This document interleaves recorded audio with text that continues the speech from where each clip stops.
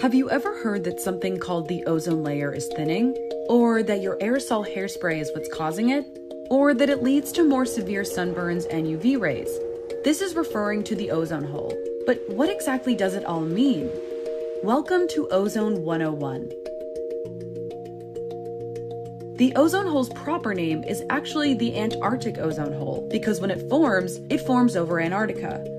But before we get into what that is, let's first talk about what ozone itself is.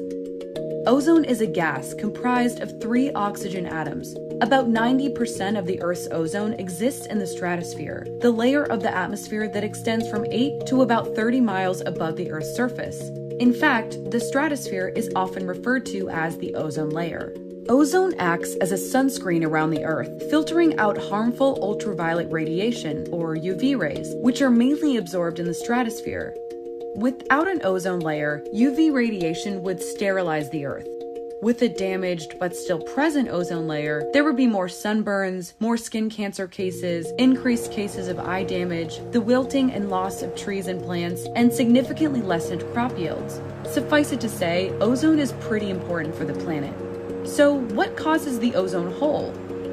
There are several major factors that together lead to the destruction of ozone, thus creating the ozone hole. Those factors are 1. Very strong winds around the South Pole, or the polar vortex. 2. The sun's rays. 3. Chlorine and bromine compounds from ozone-depleting substances. And 4. Cold temperatures below negative 109 degrees Fahrenheit in the stratosphere, which form a specific kind of cloud, polar stratospheric clouds. The polar vortex forms in the southern hemisphere stratosphere during the winter as temperatures drop. And when sunlight returns to Antarctica in late winter and early spring, temperatures are still cold enough to form polar stratospheric clouds, and now there's also sunlight. Chemical reactions take place on the cloud particle surfaces, converting unreactive forms of chlorine and bromine into reactive chemicals. The vortex acts as a sort of container, confining the contents of the Antarctic stratosphere within its bounds, allowing the reactive chlorine and bromine compounds to destroy ozone molecules. That's when depletion can occur on a large scale. With the presence of sunlight, the reactive chlorine and bromine compounds produced during winter begin to deplete ozone molecules by stealing one of their oxygen atoms, leaving just oxygen gas, or O2, in its wake. As long as the polar stratospheric clouds are present, these reactions will occur over and over again, until the ozone is nearly gone. This forms what we call the ozone hole, but that's really a misnomer. It's actually more of a thinned layer. In mid to late spring, the vortex begins to break up, and the polar air depleted of ozone is mixed back into the rest of the southern hemisphere. The ozone hole is gone. Ozone depletion has still occurred, it's just no longer all concentrated in one small area. It's spread around the atmosphere. So why is the ozone hole bigger and longer lasting in certain years? Well, it all comes down to weather.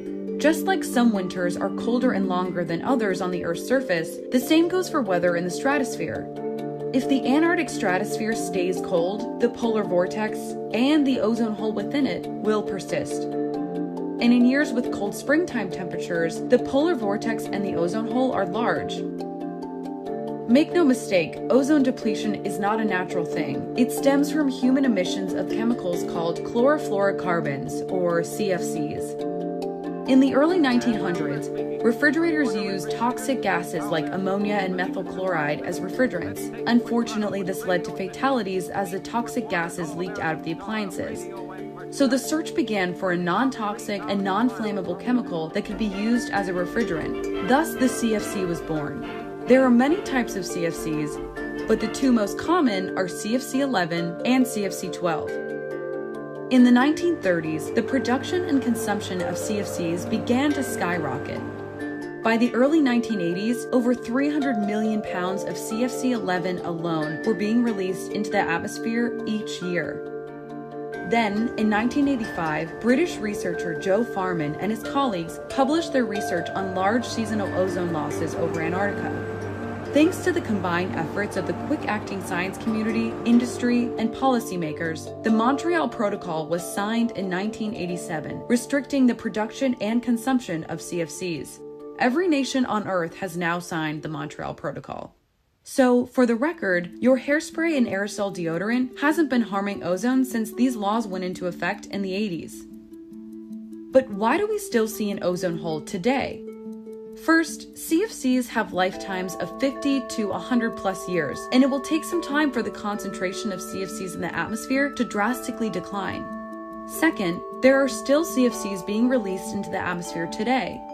For example, as an old refrigerator or air conditioning unit deteriorates in a landfill, the CFCs within are slowly released. From the time a CFC is released into the air, it takes about 5 years for its impact to be felt over Antarctica, where depletion will occur. The CFCs emitted at the surface eventually rise into the tropical stratosphere. The ozone in the stratosphere blocks most of the sun's UV radiation, so the CFCs have to rise above most of the ozone layer before sunlight can then break them down. Once they get high enough, solar radiation releases the chlorine, most of which eventually goes into ozone-safe forms like hydrochloric acid and chlorine nitrate. When these compounds make their way to Antarctica, those chemical reactions start up.